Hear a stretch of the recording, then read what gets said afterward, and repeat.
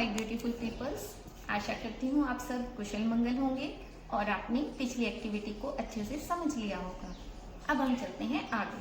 प्यारे बच्चों, पिछली एक्टिविटी में आपने देखा था कि एक वृत्त है, वृत्त का एक केंद्र है, केंद्र से परिधि तक की दूरी को हमने नाम दिया था त्रिज्या, और एक ही वृत्त की अनेक त्रिज्याएं खींची जा सकती हैं और ये सारी त्रिज्याएं बराबर होती हैं। आज हम जानेंगे व्यास के बारे में। देखो बच्चों, ये हमारे पास जो केंद्र है, यहां से लेकर परिधि तक की दूरी को हमने त्रिज्या कहा था। अगर मैं ऐसा सोचूं कि क्या वृत्त के किन्हीं दो बिंदुओं को मिलाया जा सकता है, यानी कि मान लीजिए एक बिंदु यहाँ है और एक बिंदु यहाँ है, तो क्या इन्हें ज्वाइन कर सकते हैं? जी बिल्कुल, हम इन्हें मिला सकते हैं। जब वृत्त के इन दो बिंदुओं को मिलाया तो इसका नाम हमने दिया जीवा। क्या नाम दिया? जीवा। एक ही वृत्त पर कितने सारे बिंदु होते हैं हमारे पास? असंख्य। और इन असंख्य बिंदुओं को हम आपस में ज्वाइन कर सकते हैं, यानी कि हमारे पास वृत्त की जीवाएं भी कितनी हो जाएंगी? असंख्य। हमारे पास वृत्त की जीवाएं भी कितनी हो जाएंगी? असंख्य। ठीक है बेटे, आप कहीं से भी कोई भी दो बिंदु ज्वाइन कर सकते हैं वृत्त के, और ये हमारे पास क्या कहलाएंगी? जीवा। अब एक बात सोचिए बेटे कि हमारे पास असंख्य त्रिज्याएं हैं, असंख्य जीवाएं हैं। क्या ऐसा भी कभी संभव है कि दो बिंदुओं को मिलाने के लिए जो लाइन मैं खींचूंगी या जो रेखाखंड मैं लूंगी, वो रेखाखंड केंद्र में से होकर गुजर रहा हो? यानी कि अगर मैंने दो बिंदुओं को ज्वाइन किया और ज्वाइन की हुई लाइन या रेखाखंड हमारा केंद्र से गुजर रहा हो,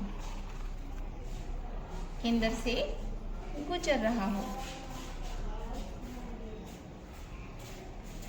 तब इस खास लाइन का नाम, इस खास रेखाखंड का नाम क्या रखेंगे? व्यास। इसे क्या बोला जाएगा बेटे? व्यास। अब मैंने इस दूरी को नापना शुरू किया। मैंने पैमाने के जीरो को इस छोर पर रखा और केंद्र तक की दूरी को मेजर किया। ये दूरी मेरे पास आई 14 सेंटीमीटर यहाँ तक। फिर बचे हुए हिस्से को नापने के लिए मैंने फिर से पैमाने के शून्य को केंद्र पर रखा और यहाँ तक की दूरी मेजर की। ये भी मेरे पास आई टोटल 14 सेंटीमीटर। 14 सेंटीमीटर इधर से और 14 सेंटीमीटर इधर से, यानी कि ये टोटल हो गई 28 सेंटीमीटर। प्यारे बच्चों, एक्टिविटी 1 में हमने जब रेडियस मेजर की थी, यानी कि त्रिज्या जब मेजर की थी, तो हमारे पास आर की वैल्यू यानी त्रिज्या की वैल्यू कितनी आई थी? 14 सेंटीमीटर।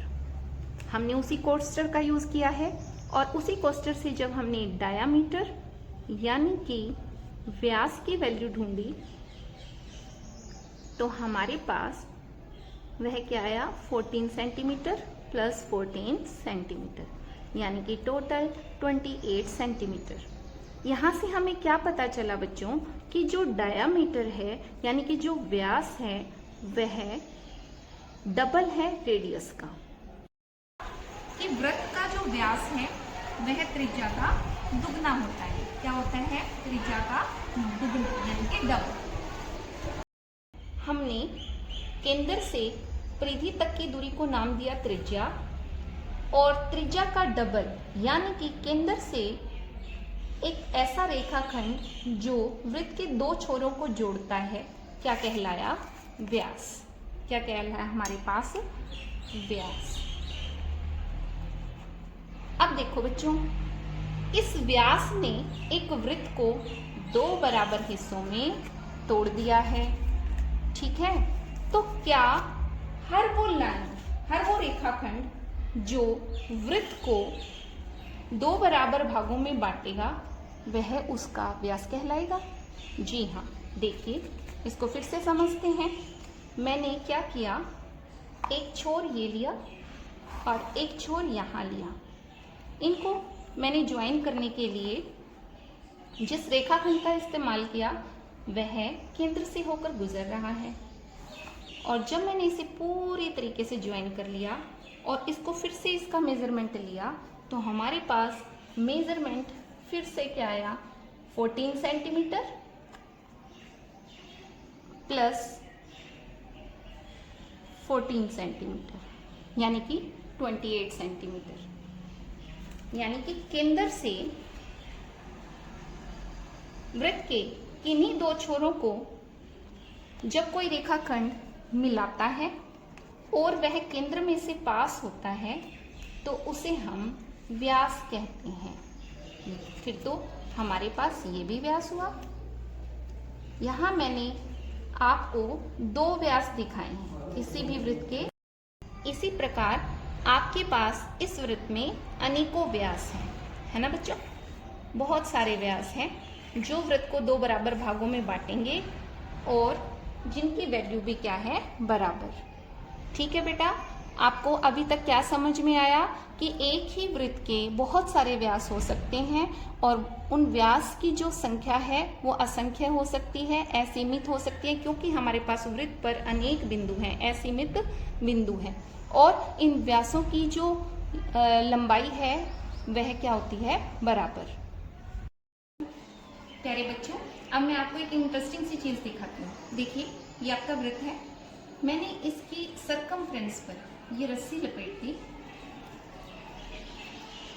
ठीक है, अब इस रस्सी को लपेटने के बाद यहाँ तक मुझे इसकी वैल्यू मेजर करनी। ठीक है,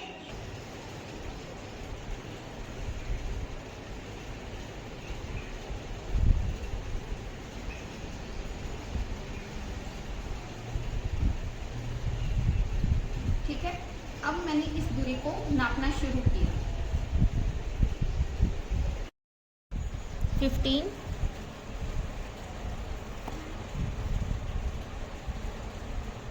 प्लस 15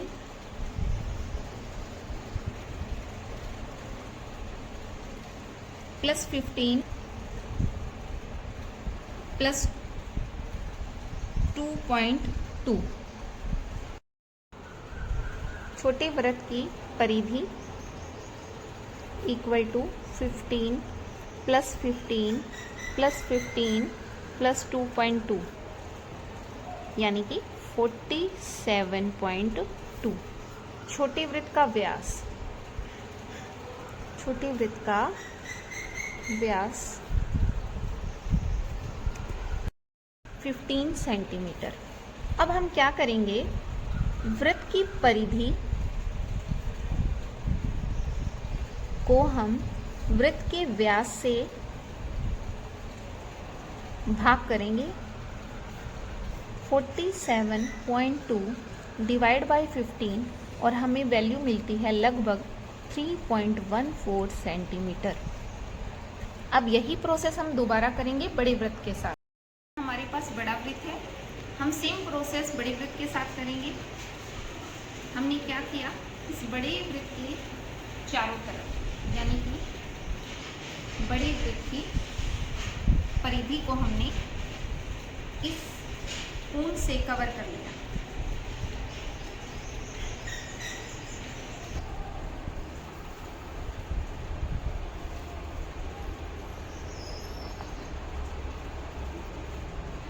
ठीक है, हमने इसको लपेट दिया और यहाँ पर इस लंबाई को हमने अब मेजर करना है। 15 प्लस 15 प्लस 15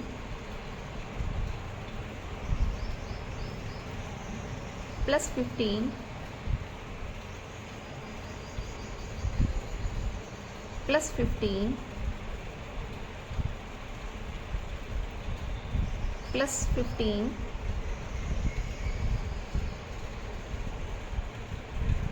और +8 यानी की परिधि इक्वल टू 15 + 15 + 15 + 15 + 15 + 8 यानी कि 88 सेंटीमीटर। बड़े वृत्त का व्यास हमारे पास है 28 सेंटीमीटर। फिर से वही रेशो निकालेंगे, वृत्त की परिधि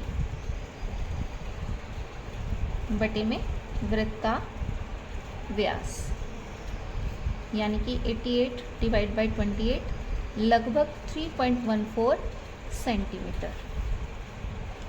आज आपने क्या सीखा कि एक ही वृत्त के पास हमारे पास असंख्य त्रिज्याएं होती हैं। वृत्त के केंद्र से होकर गुजरने वाला रेखाखंड जो वृत्त के दो बिंदुओं को मिलाता है और उस वृत्त को दो बराबर भागों में बांटता है तो वह व्यास कहलाता है। एक वृत्त के एक से अधिक व्यास हो सकते हैं। व्यास त्रिज्या का डबल होता है, ठीक है। और साथ साथ हमने ये सीखा कि वृत्त की परिधि को जब आप वृत्त के व्यास से भाग करेंगे तो हमारे पास उसका जो मान है वो 3.14 लगभग हर बार आता है और इसी वैल्यू को, इसी मान को हम क्या कहते हैं, पाई। उम्मीद करती हूँ आज का ये कंसेप्ट आपको समझ में आया होगा। मिलते हैं फिर से नई एक्टिविटी के साथ। धन्यवाद।